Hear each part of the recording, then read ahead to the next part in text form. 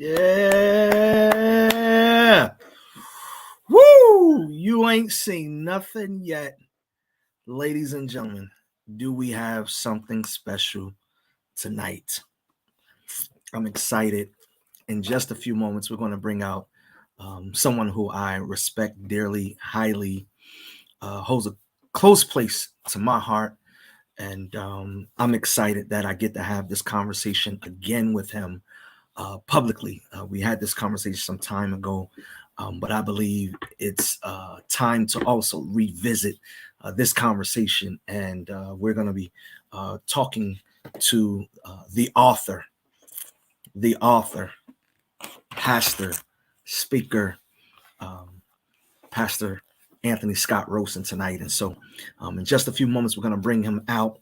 But while you are logging in, I just want to say thank you for logging in. John Howard from Atlantic City, thank you for logging in. Anisha from Jersey City, New Jersey, thank you for logging in. Pastor Gloria from Somerset, thank you for logging in. Dwayne Goodman, thank you for logging in. I see the people coming in. Kingdom Nation from Baltimore, Maryland is in the virtual space building tonight. So do me a favor. Let's go ahead and let's share this. Let's go ahead and let's share this. There is something provocative that is going to be discussed tonight. And I believe that as we have this conversation, some things are going to unfold. Some things are going to be shared that is going to bless your life. So I don't want to be selfish with this conversation, and I need you to share this. I need you to be actively engaged and comment in the comment section. And let's let the world know that this conversation is happening tonight and what we're going to be talking about: dying to live, the search for significance. But look, want to pay a couple of bills tonight, so let's go ahead and let's give honor and deference to our presider and his lovely wife, Apostle Willie E. Rookert, Lady Rookert, to our vice presiders, Apostle Vincent L. Greaves Sr. and Lady Greaves, and to Apostle James Heron Sr. and Mother Heron. We are excited to be with you tonight in our fourth conversation from our fourth author within International Bible Way. Welcome to IBW TV. It's been an amazing series of conversations with the different authors that have contributed some literary works to help people. It's always good to find good reading that helps your life. And so tonight we have another conversation that we're going to bring to you by way of announcement. Again, November 9th through 11th, we're going to be in Richmond, Virginia for the Leadership Summit, building leaders for the future. We have a great and awesome lineup November 9th through the 11th at the Victory Theaters in Richmond, Virginia on Midlothian Turnpike. So do yourself a favor and go to internationalbibleway.org, the events section, and you'll see the flyer there and register. There's a myriad of conversations from Bishop Timothy J. Clark, from Overseer Evan Risher, from Archbishop Ralph L. Dennis, from Bishop and Pastor Mary, Bishop George and Pastor Mary Seawright, our very own Bishop Charles J.J. Jackson, Bishop Sean Souls, Apostle John Gray, Bishop Ricky Carr, again, our very own Elder Cornell Showell and Elder Darrell Brown and Sam Robertson, the Jacksons from Columbia, South Carolina, Darrell Jr. and Dr. Randall Mack Jackson. It is going to be of epic proportions. If you're ready to take your life, you're ready to take your family, you're ready to take your ministry, your business to the next level, then you want to meet us in Richmond, Virginia, November 9th through the 11th. 3 days of premium high octane content that is going to set your life ablaze. And I'm excited. So yeah, make plans, make your reservations to meet us in Richmond. And I see the people logging in. Thank you so much, Sharon Brown, District Elder Angelo Logan. Thank you, thank you for logging in tonight. And so, ladies and gentlemen, it's time. It's time. Lady Gray, Apostle Gray, thank you for logging in. It is time. Pastor Carl Mitchell, it is time. Go ahead and tag 5 people in the comment section. Valerie Juanita Bitzer, it is time to bring out my big brother, my good friend, Dr. the Bishop, Doctor, author, Pastor Scott Rowson. Let's bring him out to our virtual platform tonight. Bruh, I mean, I'm elevating you. I'm giving you titles and degrees because I mean, it's just indicative and worthy of the position and influence that you hold and have in my heart, brother. Oh man, I got to earn those titles and degrees. So don't put them on me too soon. I'm working, but I ain't there yet. Man, brother, it's good to see you. Likewise, good to see you. Always good to see you, my brother. Love you, man. Yeah. Love you Always. too. Tonight I am extremely excited that we get to have this conversation, one that we had some time ago, and when this opportunity came up, it was no way we could have this series and not have this conversation again, right? Mm, But on a deeper level because we're not where we were 5 years ago. absolutely.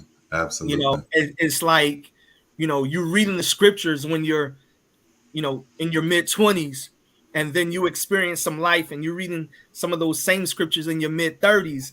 It's like you have a whole new insight of how you see those scriptures. And so when I picked up the book again, I thought I highlighted it before, and as you can see, I got page markers in here, man. I thought I highlighted it before. This time it was just like, oh my gosh. Oh, hold on. Let me pause for a minute because it was just so rich. Mm, And it just, just had me thinking about, just so much of where I was, just mentally and emotionally. yeah. And so we get to have this conversation again, man. And if you can, just give our audience just a little background about yourself, where you're from, your family, your ministry, and then we'll get the conversation started. Okay. Well, good evening, everybody. Good to be here. Good to have the opportunity to share with my brother, Pastor Jason Moody, the Right Reverend Moody, and not just Pastor Moody, but my whole International Bible Way family, my church family, and my natural family. So I'm just glad to be here. It's funny. I told my wife before I logged on, we were talking about the book. I said, I don't know if I could write the book now, because it Mm, was birthed out of that present context. And so when you can look back at it, and refer to it, and it can still help you. But I don't know if I would be able to write with the same fervor and zeal and zest that I had it. Seasons change, life changes, yeah. but yet and still, I believe in that book there are some timeless truths. Um, Yeah. I've been passing a little bit about me. I think that's what you asked me to say. Yep. A little bit about me. Scott Rowson, been pastoring. I'm originally from New York, Mount Vernon, money earning Mount Vernon, New York. Um, Moved to Baltimore in 1990, to go to school at Morgan State University. It's our homecoming week this week. And I messed around and got snagged and caught up with this young lady named Sherry at this church called First Apostolic. And they wouldn't let me go. No matter how hard I tried, they wouldn't let me go. So 30 years later, 32 years later, here I am, here in Baltimore. I've been pastoring 17 years. Wow. I am so proud and happy to say that on June the 20, oh my God, June 28th, 2023, I will be married 25 years to my wife. Ooh. That's What amazing. a blessing, what a milestone, what an honor and privilege it is to have a woman of that caliber by my side in this journey. Yeah. And I have three amazing children. We have three amazing children. One, my son, he's in college. He's away at college, so the house feels a little different now. But I still got two ladies. Now I'm outnumbered because it's just me and the rest of the ladies. So y'all pray my strength in the Yeah. Lord. So Man, yeah. that's amazing, bro. I mean, just what a wonderful story and about your life and your backdrop. But I'm excited to have this discussion about the book. So you started talking about it a little bit. Mm. What inspired you to write the book, and how did you decide on the title, Hmm. "Dying to Live: The Wow. Search for Significance"? Um, I think the title was kind of it developed organically on its own when I really just began to do some soul searching and be honest with myself about where I was and what I was feeling, the emotions that I was feeling at the time. And so I really took the plunge or took the risk, if you will, of sharing a side of me Mm, with other people that I know have that same side, but it's not popular to talk about. Life just kept lifing, and it lifed real bad at one season, and I yeah. just refused to allow life to get away with what it had done without compensating me. It wasn't going to get Mm, away scot free. So scot free. so I said I demanded, to be compensated for what I had been through, and so this is almost a payback to myself and Yeah. to the world, Yeah. even to the enemy, to let the enemy know that what you meant for evil, it really did not turn out that way. And Yeah. so I chose to take the pain, the hurt, the whatever you want, all of the negative, and use it to my advantage. And that's how this book was produced. Oh man, that's amazing. That's amazing. And so, um, man, I mean, just from the opening, man, you really dive, right into context and dive right into, subject matter. But let's talk about, you use something in there where in that first introduction where you talk about comparison and the covetous spirit, and you talk about why is it that we can have enough and be satisfied until we see someone else that has more. Yeah, Woo. that's an interesting human dynamic. You know, um, the in Genesis, in Genesis, of course, the first, second chapter, when you're dealing with the fall of man, and you're addressing, or reading about what happened in the garden, we get a peek into human nature, Yeah. that says, when God says you can eat of any tree in this garden, but all except for one tree. Yeah. And our natural proclivity and propensity is to be drawn towards the one thing we don't have, and the one Mm, thing that we perceive as forbidden, that becomes a challenge to us to conquer, to explore, to be curious about. And yeah. so our human nature drives us towards the things. Our human nature causes us to forget what we do have and to Yeah. focus on what we don't have. And so it becomes very dangerous, detrimental to our spiritual lives, obviously, and even our natural lives, Yeah. when we have this level of curiosity for what we should not be worried about. Yeah. That's good. And I mean, I really don't get it. I really don't get it. I've been there. You know, what is it about the chase of something that you can't have, that you have Hmm. all this drive, all this passion to go Hmm. after what you don't have or what you can't have? And you know, for some, they say I like the chase, right? Hmm. I like to, Hmm. conquer. You know what I mean? And it's just, and I believe that's when people start feeding their ego, Yeah, yeah, and start feeding, their pride. And I mean, that's very dangerous. And you it is. mentioned how, curiosity can, get the best of you and it not be beneficial to you, which, really moves us into, that next question. At what point? Because curiosity causes you to ask questions, and asking questions isn't always a bad thing. Hmm. Hmm. It causes you to search deeper. But there's a line. When does curiosity become, you know, detrimental more than instrumental? I want to borrow from a very important, very deep, very analytical nursery rhyme, and I think some of you all have heard it before. It said Humpty Dumpty sat on a wall. Humpty Dumpty had a great fall.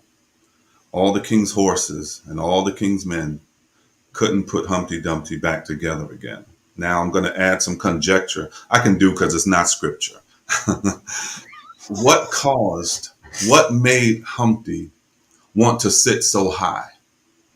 Was it that he wanted a vantage point? Was it that he was curious about seeing something that he couldn't see from his current level that Mm, caused him to try to ascend to lofty places, but ultimately costed him his demise? Because when you go that high, the fall is greater. ooh, Curiosity is good, but curiosity can kill you. Curiosity is like necessity. Curiosity can be the mother of invention. Many things have been invented. Many necessities have been created out of curiosity. If I mix this and I mix that, then what'll happen if I put these two together and then poof, something great becomes of it. But then when you go too far with the curiosity, when you want to see too much, when you want to experience too much, then the risk of damage is greater because the fall is greater. And all of God's children, I mean, all the king's horses horses. and men, the whole kingdom must now use their energy to repair us because of our curiosity. And David, you know, sitting at home chilling, a great man of war, had everything at his disposal, at his fingertips, all the wives he can want, just Bathsheba, just curious. The one What is his wife's like? What is his wife like? Got your own, but what is his wife? Curiosity. And of course, we know what happened. And I think one of the greatest tragedies of that story is not necessarily, even the loss. It's bad, the loss of their child and all of the things, him desiring to build a house. But one of the greatest tragedies of that story is Uriah. Uriah was collateral damage of David's curiosity. He didn't have to die. He did not have to lose his life if David would have been satisfied with what he had instead of going after the one thing he didn't have. what have what has or what have we lost because we were not satisfied and because of our curiosity? Hmm. In a You, good place. In you a know good what? place. Even the church, with our curiosity and our being mesmerized, distracted, attracted to the world, our Mm, curiosity has been veiled in relevance. And I think we have lost a lot of our power, our principles, our standards because we have delved and moved into places and spaces where we should have been satisfied with Jesus.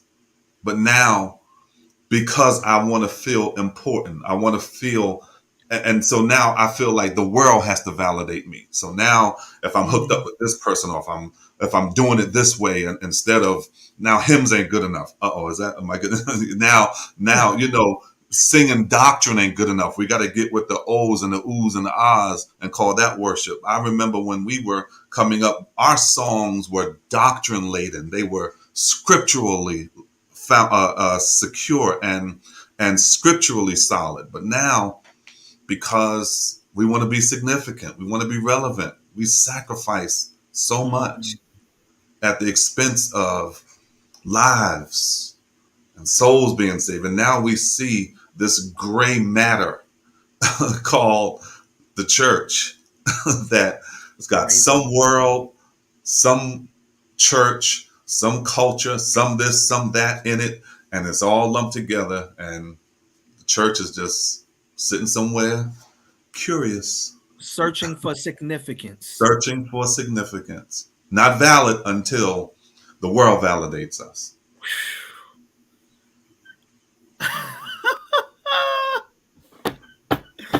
Bro, this is so good. This is so good because I think we don't really understand the enemy's tactics, right? In his ways of being subtle.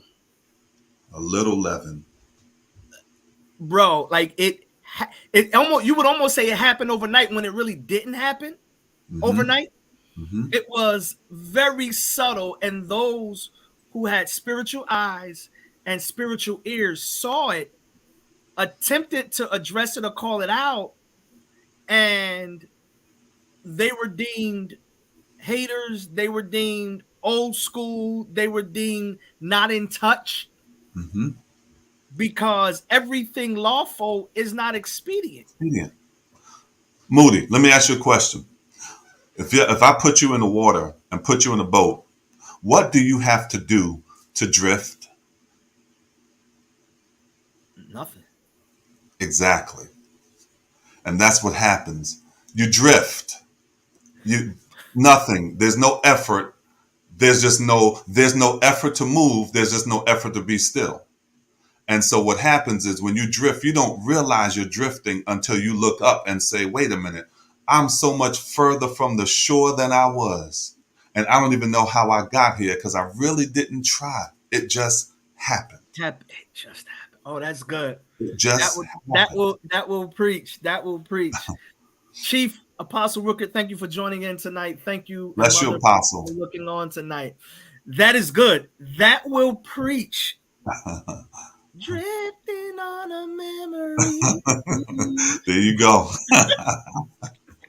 Bro, oh man, this is great because now we're talking about doing nothing, which we really can segue into this next part, because probably one of my favorite quotes in the book that I use today, right, is we must not allow our comfortable places to become our dying places. So many people are in love with comfort, but don't realize the negative impact comfort can have on their life. You speak about that. Let's talk about that. I'll tell my story, and I think it's important because, and I need to frame it and contextualize it with the fact that everybody at this point knows I come from First Apostolic. Well, that's where I was, spent the majority of my adult spiritual life. To me, personally, First Apostolic is the greatest church to be reared, to be developed, to be trained, to grow, to be nourished. Best pastor, best first lady, best church family, hands down. I might be opinionated, but that's just me. I was sitting in First Apostolic on a Sunday morning, and praise was very high. Praise was just breaking out. and usually I'm in the praise. But this Sunday, I was sitting there and I felt like I was in a vacuum. Like I could see people moving, but I almost couldn't hear them. Yeah. And the Lord spoke to me very, very distinctly and said, "Sit here and die." I felt like a ton of bricks was just dropped on me because I felt it was unfair. I felt like I was at the party with all my friends, and at the height of the party, my parents called and said, "Get your behind home." Like, huh? Yeah. I'm the youth leader. I'm good. I'm solid. I'm straight. And God said, "Sit here and die." Um, if you stay in the womb, so if a fetus stays in the womb 7 months, 6 months, they good. 7 months, they good. 8 months, they're good. They're really good. 9 months, I guess there's some discrepancy about how long you're really pregnant, but 1 month too long, and now the place that was so good becomes toxic and deadly for Mm. one reason only. You stayed there too long. Stayed there too long. You just stayed there too long. You stayed there beyond the season for that level of growth and development. And so the womb is comfortable. Everything comes to you. You don't have to go get anything. Everything is brought to you. Everything you need for life, nourishment, strength, whatever, it comes to you. So it's a comfortable place. Staying there too long, it becomes toxic. Watch this, not just to you, but to the person carrying you. So you become a Jonah. You become toxic to your environment when you stay in places too long, when you don't move when God says move, when you can't shift, transition with Him. You become toxic and you don't even understand why. Just been Yeah. here too long. Yeah. Man, that's good because I know some people feel like, if they move, they think about being called unstable. They think about, what if it doesn't work? They think Mhm, about, again, our natural proclivity to always go to the negative side of mhm, a situation rather than, being obedient to the voice of God that is always going to mhm, challenge our comfort zone. mhm. God did not save us for our convenience. Not at all. Our partnership with God is so inconvenient. As a matter of fact, He will ask you at times to do the very thing that you don't desire to do. And it's not a one-time ask. It's continual. It's do this, and then you do it, and you're good there, and then he says, "Okay, now do this," and you Yeah, do it, and you're good, and then he says, "Oh, now do this." So you're moving from faith to faith. You're moving from one glory to another glory, and the walk with God is so dynamic, and it's so changing, and it has vicissitudes, but that's how you learn how to follow him through the vicissitudes, the changes, because he yeah, will change. He will switch on you. He will scramble your eggs and say shift. yeah, yeah. And so it's almost like we really have to become comfortable with being uncomfortable Absolutely. and see, clearly the detriment because I mean, we've adopted that saying, I just want to be comfortable. That is a part of a lot of people's vernacular and language Hmm. and thought Hmm. process, philosophy, right? Like Hmm. I just want to be comfortable. Hmm. I don't want much. I just want to be comfortable. Hmm. I ain't asking to be rich. I just want to be comfortable. And Yeah. it's like you're not you don't realize again how much as the example that you use, you are drifting away because it's costing you nothing to be comfortable. Hmm. Hmm. There's no See, and movement. we have to even, especially coming out of this pandemic, we have to be open to the redefinition of what comfort is now.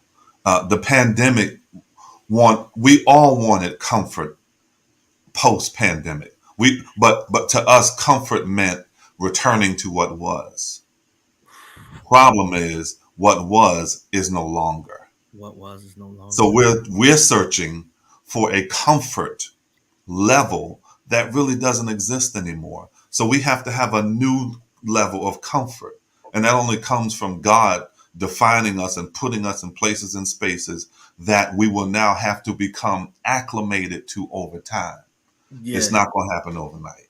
yeah, Churches, careers, relationships, yeah. they're just not what they used to be.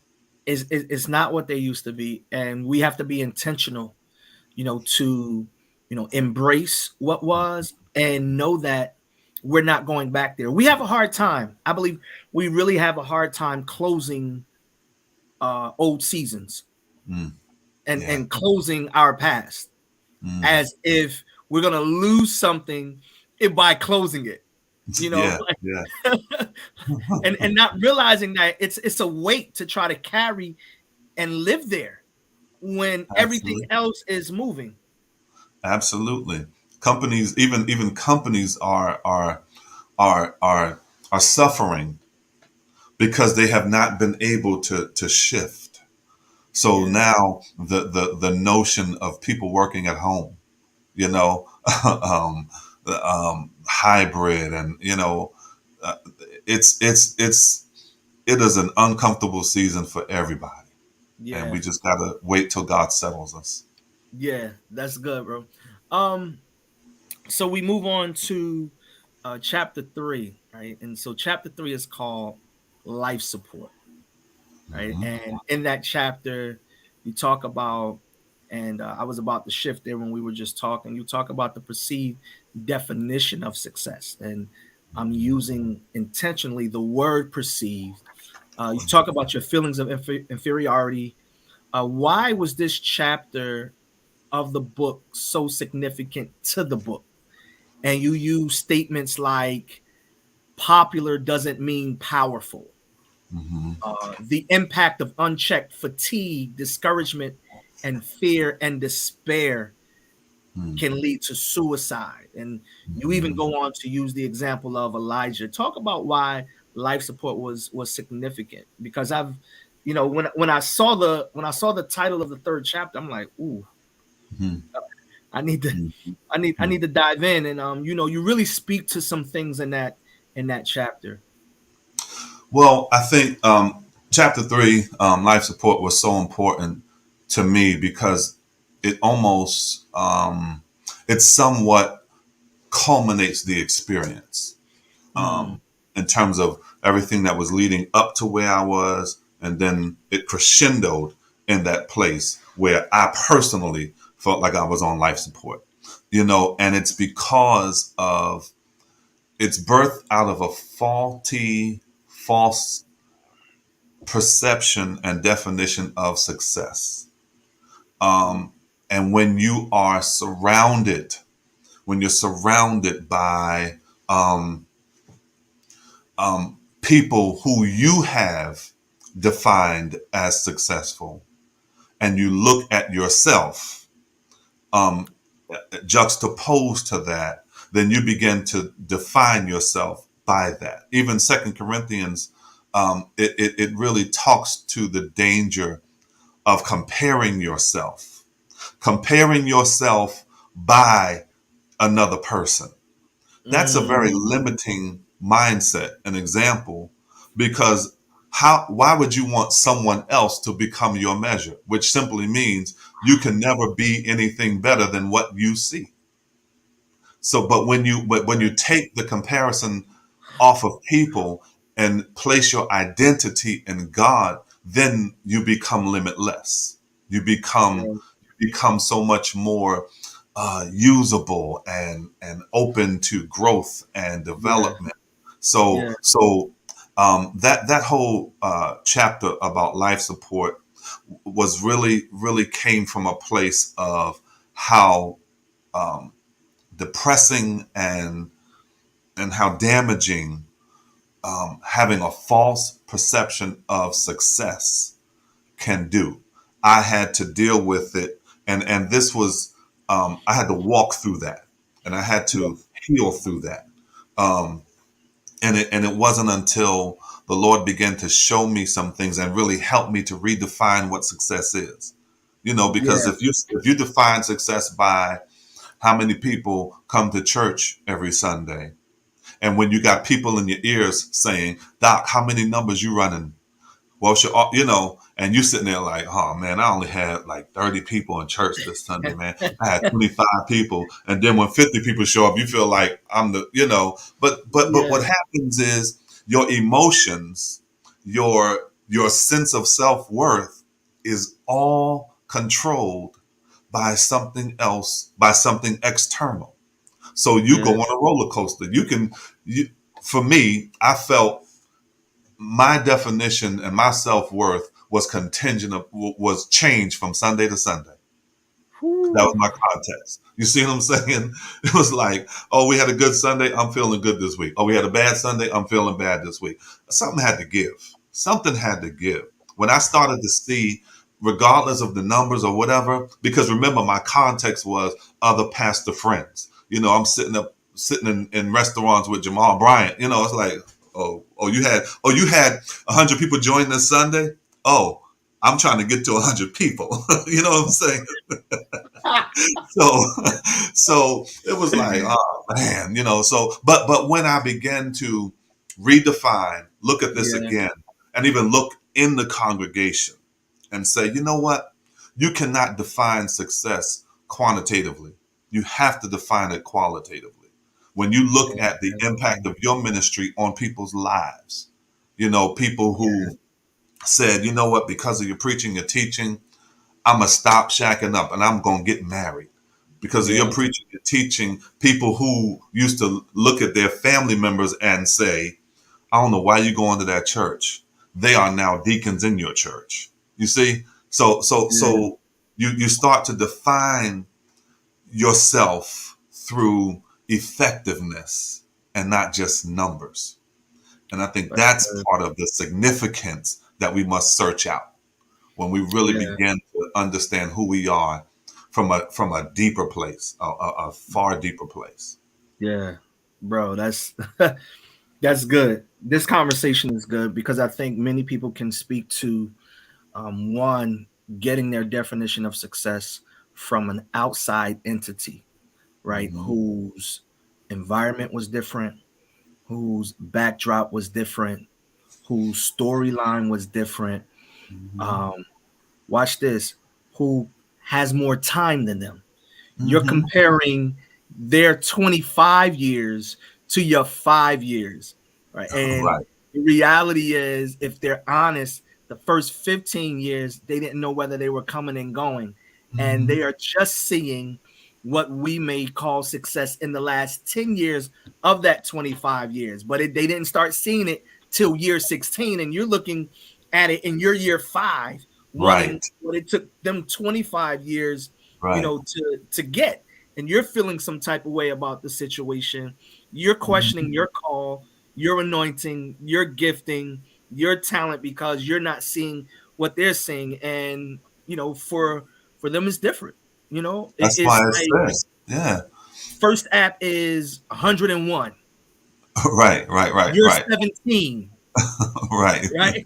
It's just not going to be the same. It's just not. No, And I'm no, good it's with just that. not.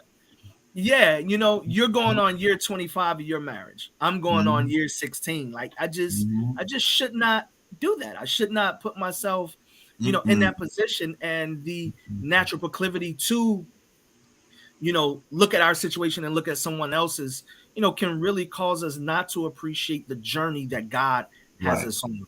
Right. Especially when you don't know what it took and what it Mm, costs to get yeah, to year 25. You don't yeah, know the almost divorce filings. You don't Nobody knows about that. You know what I'm saying? You just say 25 yeah. years and yes, it's real. I'm real happy. Like I'm for real happy with my wife. And I'm like, man, I love her more now than I ever have. And I don't just love her, but we're in love. But that's Y'all nice. be That's matching. wonderful. It's genuine, huh? Y'all be wearing matching like clothes. She won't, but I would. But she just won't do it. I would. I want to go to King's Dominion, hold hands with matching T-shirts, but she ain't with all that. She's like, that's whack. So That's my sis. you know her, she keep it real. But we didn't just land here. This didn't Yeah, just happen. And to me, yeah, that to me, again, those kinds of things speak now to success, if you will. To be yeah. married for 25 years, to have weathered the storms and storm that we weathered from her illnesses, all of Mm, those things, to have overcome that. Nobody wants that. I can tell you no, now, yeah, nobody, you don't want to be sitting in the hospital and the doctor comes to you and says to your about your wife, and you got three little children staring at you. You might want to just call the family. We've done all we can do for her. And you're not even 40 and you're talking about, um what did you just say? I'm about to be a widow. How do you even wrap your head around that? You see? So yeah. nah, that's what it costs. That's what it costs. So, Yeah, this and I mean, this is good. you got to be careful. That's why the scripture says, in comparing yourself, it's not wise.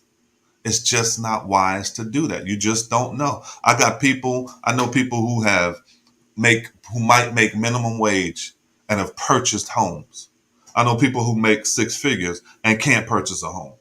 You cannot judge success by numbers. You just can't do it. You That's just good. can't. Miles Monroe, one of his working definitions of success that he uses is your ability to fulfill your purpose or Mm, walk in your purpose. What is it that you're supposed to be doing, and how much of it are you doing? That's how you can measure success for your life, because too many people, bro, I think right now are probably successful in something that they're not even called to do. mm, And what mm. does that do for them? They're trapped. Trap. That's the other side. You'd be surprised at how many people we consider to be successful, but they are so unhappy, so unfulfilled, so Mm, empty. yeah, They'll never say it because publicly, but privately, they're bored and they want what you have. They would, yeah, if the truth be told, they would trade it for what you have. yeah. You just got That's to be good. good with what you got. Be good with what God gave you, man. Be good with it. Yeah, You know. yeah, that's good. So while we're on purpose, let's talk about our life being aligned with purpose. And the question would be like, what happens when we are not operating in our purpose? You talked about functioning without maximizing hmm in hmm the book. hmm What Um, happens to the individual? functioning is three things that I talked about. I think it's functioning without monitoring, functioning Hmm. without Maximizing. maximizing, and functioning without something else. That's a shame. It's been a few years, but functioning even without maximizing. I used the analogy. Our church had a van, and we parked it for a season, and Maintenance. maintenance. Thank you. Um, we had parked it for a season, and by so one day I went out and looked at it. The tires were flat. Went to go start it up, and it wouldn't start. And it hit me. How can something deteriorate by not being used? Because it's not functioning in the purpose in which it was created. That Yeah, can cause it to deteriorate because it's not maximizing. And the yeah, same way with us, we go down because we're not functioning in the God given, God ordained purpose that He has called us to. And so we end up falling back, falling apart, falling down, deteriorating, diminishing because we yeah. just simply are not maximizing. You got to do, I'm going to tell my age here. I'm having a birthday in December. And one of the things that has been pressing upon me is that I just have to do everything that's in my heart to do. You spend years contemplating, wondering, deliberating, thinking. Now, I'm gonna just do it. If it don't work, oh well. But if it worked, oh well. You know. Yeah, But you have to maximize the time, the energy, the strength that God gives you. You got to maximize it, man. You have to. yeah, that's good. For the people who are listening, I need y'all to hear me. You got to maximize on what it is that God has gifted you and anointed you and called you to do. If you don't use it, you will lose it. All right. Do me a favor. And Go can I ahead. say this? Yeah. I think it's also important that you understand your purpose and that you not allow others to who don't understand your purpose to use you. You got to repeat that one. You got you. I think it's important that you understand your purpose Yep. and that you do not allow others who do not understand your purpose to use you. Um, I preached a message one time. I just thought about it. I preached a message entitled Vacuum Cleaners and Cell Phones. Vacuum cleaners and cell phones. The point, and so I had props. The point was when you don't understand purpose, you will put a vacuum cleaner to your ear and talk on it and will be running across the carpet with a cell phone because you don't Mhm. understand what they were created for. Yeah. So you're using it and it's being used Yeah. for the wrong purpose. And use, anything that's being used wrongly is abuse, abnormal use. It's Yeah. abuse. So when you Yeah. don't understand your purpose, you're open up for abuse. You open up for abnormal use. You don't put food in a washing machine You do and not. turn it on and expect for it to cook. And you No, don't you put do. your clothes in the oven and expect for them to get clean. It's This is good. destructive.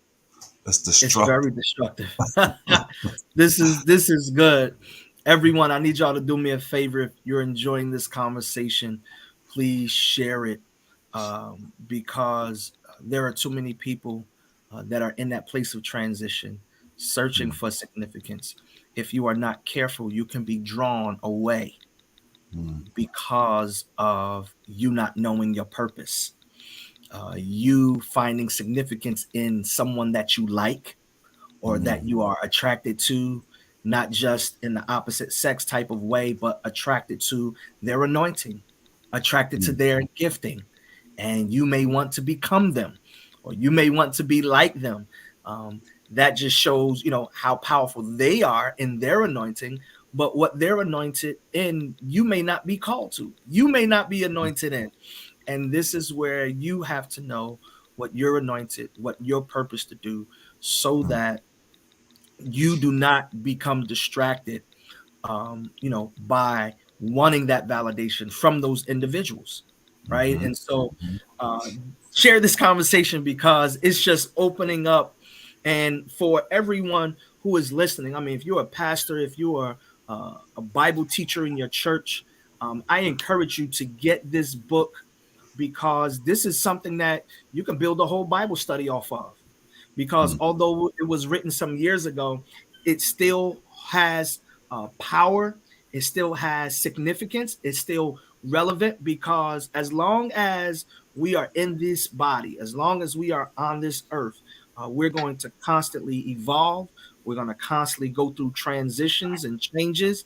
And we can, one thing Pastor Scott and I talked about before we went live is how you can be super confident in one season. mm. You could be super confident, thriving in one season, and a change happens, and all of a sudden you just lose confidence. It's like you didn't just defeat 450 prophets of Baal on the mountaintop, There you go. and you running from one person, right? You Mhm, running from one person and questioning your anointing and questioning God, mm, as if He didn't just show up on the mountain and you just didn't experience. So I think, again, this conversation has so much life. Someone just posted the book in the chat. I'm going to try to where to get it. I'm going to try to pin it. Hmm. Um, well, I'll copy it, It's then I'll. yeah, it's interesting. It's a short walk between Yep. Mount Carmel and the juniper tree. It's not a long distance. You can get there in the same day, Mm, literally, yeah. and figuratively.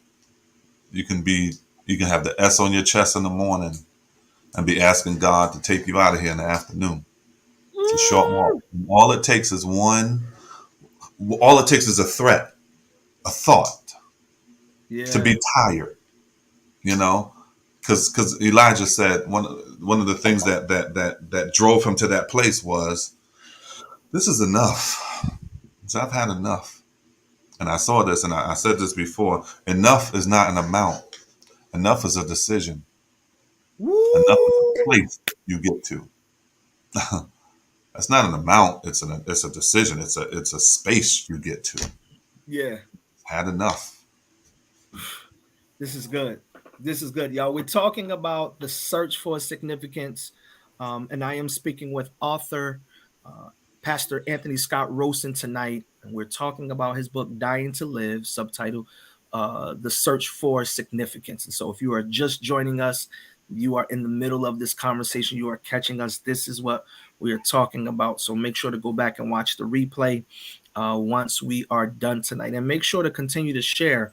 And I want you to go out and purchase this book because this is something that I believe is going to bless your life. I see the comments coming in. Enough is not an amount, it's a decision. I'm telling you, man, we got a bunch of quotables tonight. We're gonna see some memes. We're gonna see Ah, some memes with your quotes from tonight, man. oh Um, man. dude. So chapter 5, the book is 7 chapters. Chapter 5 is called Love Me to Life. Mm-hmm. And you make a statement that says love is a healer. Mm, And um, that mm, word healing has been floating around. You know, make sure you heal. You got mm-hmm, to get healed first. It's been mm-hmm, floating around. But you talk about this. Love is a healer. What has or what does that mean for you? What does that even look like when you say love is a healing? And we can use the context from the book that you share. mm. Uh, um, Love being a healer, simply put, or simply means that the nature of love, we put a tag on it, but really the nature of love is unconditional. That's the Mm, definition of love. By nature, love is unconditional. And so when you realize that um, you can't blow it, first of all, with God, when you realize you just can't out sin his love, woo! it has a way of bringing you to repentance, to a turn, to a change. That's why he said, with loving kindness, Have I I draw drawn you? you. If we would be, I'm sorry. Finish your statement and we're going to go back. I got to rewind real quick, but go All right. ahead.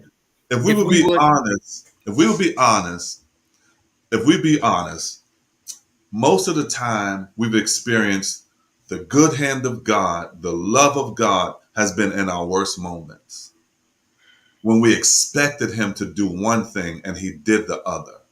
mm, Because then what it says is, if he loves me like this, I must be worth something. I got to get myself together. I got to love me like he loves me.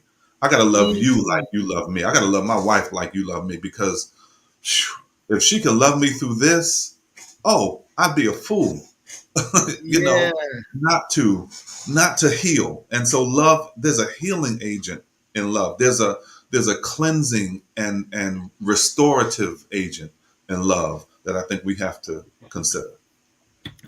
wow. You said a lot just now.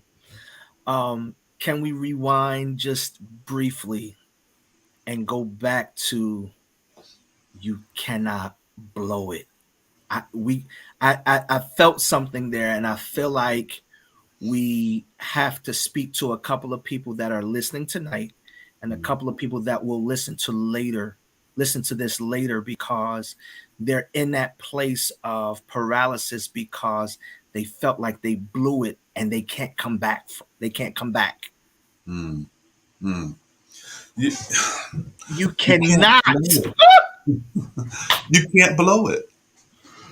He said, God says stuff like this, and this is kind of almost controversial, I think, because it's antithetical to how we think and and our belief system, our constitution. He says things like, I'm married to the backslider. He tells the prophet, go marry a prostitute, because in your marrying a prostitute, I want to uh, I want to articulate to the children of Israel the nature of our relationship. You go a whoring after other gods, and I'm home cooking dinner, being faithful, and I'm going to be here when you come home. And I'm not leaving, I'm not forsaking you. I'm going to be here. You can't blow it. You just can't blow it.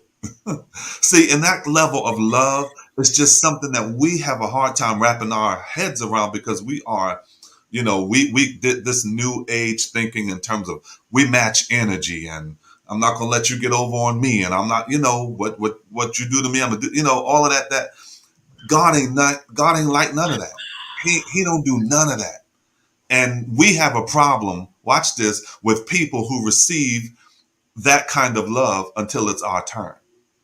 We don't understand how somebody can fall or be in such a disgraceful situation and then be all right until it's our turn. And then all of a sudden we get it. And we want the same grace We want the that same we grace. somebody else was not eligible or qualified for Yeah. in that season. But then when it's our season, we want that grace. And he gives us that grace. And he gives us that grace.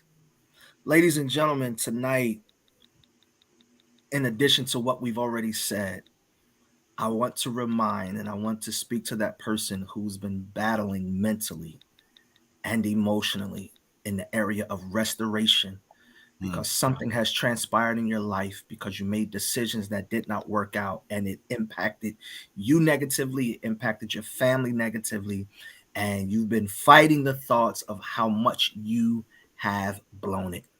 Tonight, because of God's love, you have not blown it.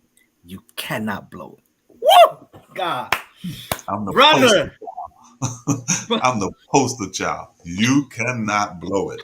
If you could, I would not be here, because I Mm, did everything in my power to blow it. And God still said, no, my hand is on you. He that's saw good. this day That's good. on my worst day. So, Yeah. yeah, man. Yeah. Yeah. I'm telling y'all, this book speaks to so much. I saw somebody in the chat says their book is coming tomorrow. Thank you. Thank you. And Thank you. continue Thank you. to Thank you. share. Continue to share. Thank you. What we do and who we are can be two very different things, right? And how do we distinguish the two and look at them as two realities rather than two contradictions? I think that is how we do it. I think the answer is in the question. Our minds, our psyche is wired in a way to always think either or. Mm, But oftentimes, in order to really understand ourselves, we have to embrace a both and mentality, yeah, which says, what I do and who I am are not the same thing. Only yeah, because when I attach what I do to who I am, then what I do becomes my identity. yeah, And you have to have an identity outside of your functionality or yeah, your activity. yeah. And that's on both sides of the coins, good and bad. Talk to us. The bad that I do is not who I am. neither is the good. Talk to us. Who I am is who I am. You know, um, I'm a father. I'm a pastor. You know, business, career, all of those things. Really, those are the things I do. Yeah. Those are really the things I do. I am a husband. That's who I am. You Yeah. know, and when you kind of gravitate towards the core of who you are, it Yeah. also begins to be defined by the most important relationships, the most meaningful relationships. I am a child of God. Yeah. I am a Yeah. son. I am a husband. I am a father. Sorry, God, y'all, and my church knows how much I love them, but pastoring is what I do. Yeah. You know, the minute I attach me to that, then my emotions get caught up in that, and I can't do it effectively. I can't love those people effectively because then I start trying to, or start basing how I deal with you based on how I feel about you, and I Yeah. can't do that. Somebody said it here. You are not your titles. Mm-mm, This is good. mm-mm. Yeah, You that's my you yeah. Hmm. you are not your titles.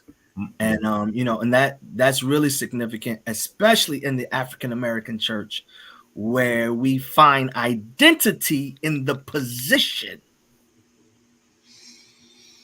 You know, I don't know if you. There's a book called written by Joel Gregory. It's called "Such Great a Temptation," and just to sum it up, he was offered the position and stayed in the position as the pastor for, I believe it was First Baptist Church in Texas. They had it's the largest Baptist church, I believe, in the country. Tex millionaire oil men. That's where the Bushes go to church and all of that. They offered him the position, and his starting salary was $1 million a year. That didn't include housing, clothing,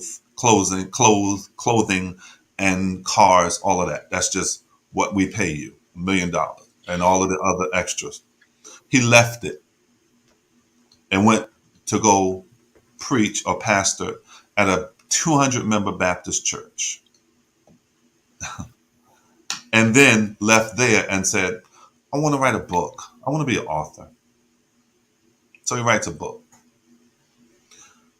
That is unheard of, unfortunately, It is because very we have allowed ourselves to be defined by titles and position. We have allowed ourselves to be defined by it because we attach our value to it. But when you really know who you are, you can't afford me. you know, when you Woo! know who you are, you can't afford me. You can't buy me Yeah, because all the money in the world cannot satisfy the essence of who I am. that's good. That's good. You cannot afford me. Mhm. Today's price is not yesterday's price. I'm telling you, Mm-mm. ladies and gentlemen, this conversation is very provocative tonight, giving us so much to think about. And I hate that we're having it so close to our bedtimes Yeah, because yeah. I know someone whose sleep is going to be disturbed on tonight. That might be a good thing. Mhm. um, Mhm. so um, we have this last question, and then we have last question for this conversation, and then just kind of have a couple of bonus questions that I just want to ask you on a personal Okay. basis. You mentioned how we talked about purpose a little bit, and you mentioned on about not allowing people to use you. But let's tap into that a little more, but talk about how understanding your purpose helps to have healthy relationships. Hmm. Why are people in our lives? Why are the people that's in our life in our lives? Hmm. Hmm. Yeah, I think it's all about streamlining and being efficient in life and Hmm. having and not wasting time in relationships that have no meaning and that have no value or that aren't going anywhere, you Yeah. know, and purpose helps to define that. And I know, I think we have to, again, we have to contextualize it because in a few months, around January, December, January, you're going to see all of these posts all over social media about who I'm cutting off this year, who I'm cutting off in this season, and all of this kind of stuff. Now, what scares me about that is that if you really understood your purpose, you would not be cutting people off every year because Yeah. not that many people would even have access to you to come in and out of your life like that. Yeah. you know so when you really understand your purpose and you streamline your significance and your understanding, make yourself efficient, then you only pursue relationships that have purpose because relationships are so reciprocal. I can't be in a relationship that I can't bless you and you can't bless me. I just Yeah. can't. It has to be reciprocal, and that's part of maturing. That's part of Yeah. the maturing process when I'm not just in it to get what I can get out of it, but I also understand that my purpose says I'll have a reason to be here and I want to execute that reason. There's a Yeah. why for our connection. There's a Yeah. reason why we're connected, and I can't be connected to anybody that I don't have a purpose with or for. Man, that's heavy. And but I think, it's so crucial, um, to talk about it now. I think we've also are probably, living where in that place where we're probably now seeing more than ever how important time is Yeah. and how much we don't have a lot of it, Mm-hmm. right? Like I don't know. Since I turned 40, I swear life has been speeding up. Mm-hmm. The days have been getting shorter. Um, Mm-hmm. they when they say not enough time in the day, I've probably been feeling that more days than ever. That there's just not enough time, and but when I think about it not being enough time, it Mm-hmm. helps me not to waste time Yes. with Yes. with people, with things. I Yes. even find myself like if I'm spending too much time on something, like I cut it off, like, or I'll reach out to get help because this is taking me too long, to Mm-hmm. get done, and I don't have the time, to waste, and because that's something that I can't get back, you know. You know, Um, life and maturity will teach you that. How do I phrase this? Life and maturity will teach you that you're going to be all right. See, when you are, I want to say, I don't want to be derogatory, but when you're at certain seasons and places and stages in life, you feel like all loss is bad. Then you start growing and maturing to the place where you realize some loss is so good, you know, and then you realize, first of all, God had to God had to end that to start this. They had to leave so that this person can come. And so that way you stop wasting time chasing people. And I know, a lot of times, we say this and um even in pastoring, people say, you leave the 99 and go after the one. And, pastors, they used to fall apart when people leave their church and everything, you know, um, and all of us have experienced it. Right. And, you leave the 99 and go after the one. But there's another scripture that Jesus, he says something to the disciples, and it's hard for them to digest. It's hard for them to wrap their heads around. And he says to them, and then the Bible says, and after he said what he said to them, many left him and followed him no more. Now, you would think Jesus would say, wait a minute, y'all, where y'all going? I'm sorry. Listen, I know it was offensive. I'm sorry. I apologize. Please come back. Jesus looks at the ones that remained and said, y'all going too? Y'all rolling out too? Because I'm about my father's business, and I'm at a place in life where I cannot be walking around trying to please everybody to keep everybody. Yeah. Truth is truth, right is right. Some sayings are hard, some sayings are difficult. But 2,000 years later, I'm sure that loss was made up for. Whew. This is heavy. This is heavy. We have to learn, Bishop Jake said it, learn the gift of goodbye. We just have to learn it's all right. It's really all right. It's really Yeah, okay. we have to be okay with closing seasons and Yeah, yeah. closing when we've come to the end of things. Let's be honest about when things have ended, and it's time for us to, move on and move forward. Mhm. Because we will not be able to adequately move forward until we close that door.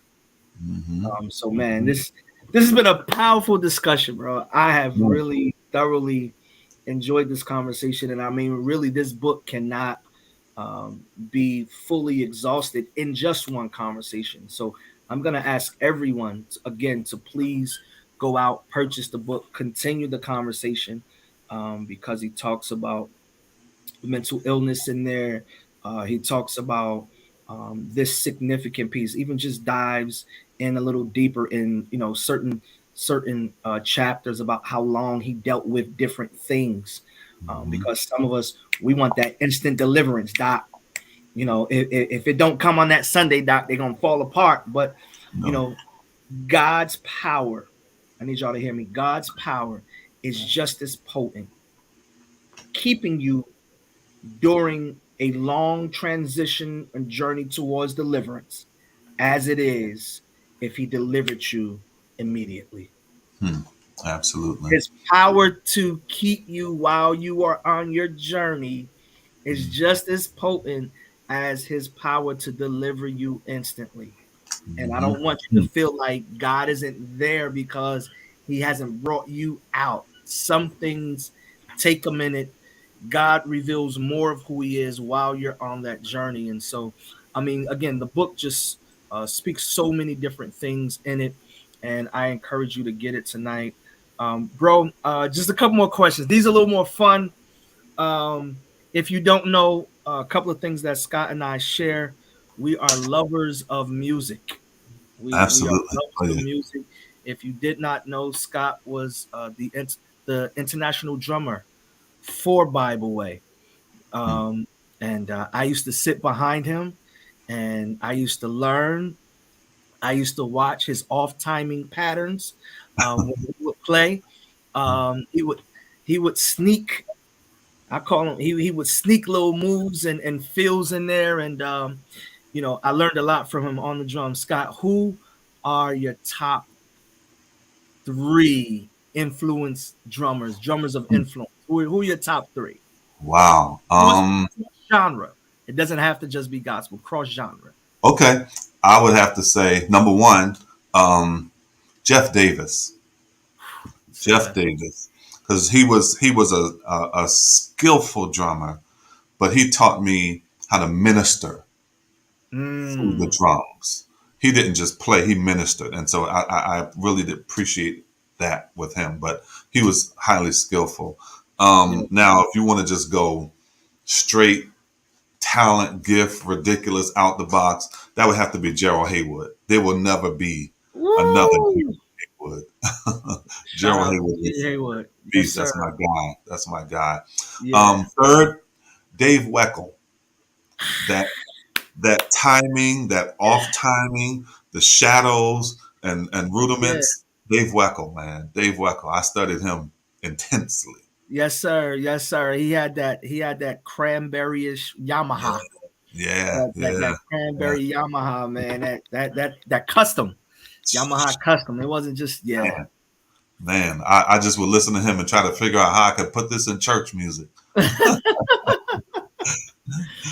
Oh Yeah. man, that's amazing. Yeah, I enjoy Dave Weckl. As a matter of fact, everyone that you named Jeff Davis, Gerald Haywood, Dave Weckl. I enjoy hearing all of them in their respective genres.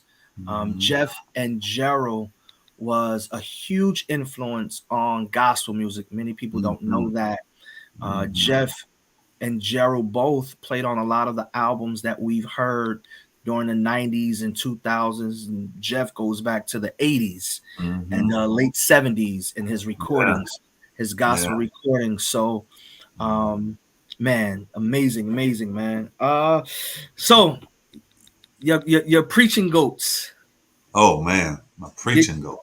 give me Mount Rushmore, man. Give me four. Give me Oh four man, preachers. can we not do this live? I don't want to get in trouble. Hey, Oh, listen, man. You know, Apostle Gray gave us a disclaimer. He was like, "It's no knock on anybody else, no knock to my okay. peers." You know, but So he gave the ones that I will glean from the wisdom of our Apostle Gray. No knock on anybody else. Because I really enjoy good preaching from anybody. Like yeah. it ain't even to me, preaching has genres, so it's hard. But I would Mm, say Bishop Jakes, just absolutely. over the years, just his mind and his heart. Noah Jones, because of his mind, the way he thinks. Yeah. I like Bill Winston.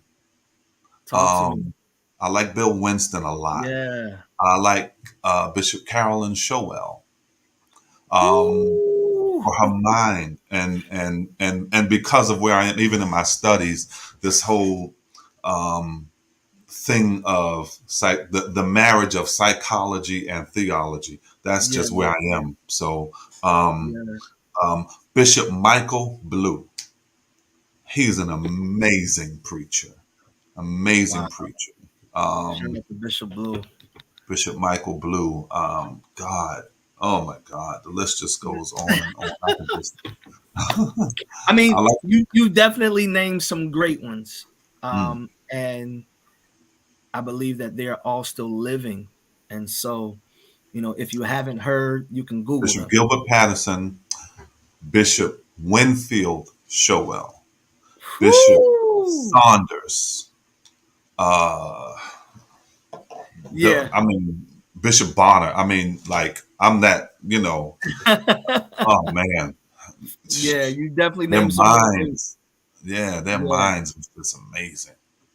Yeah. Bishop G.E. Patterson, everyone needs this sermon in your library.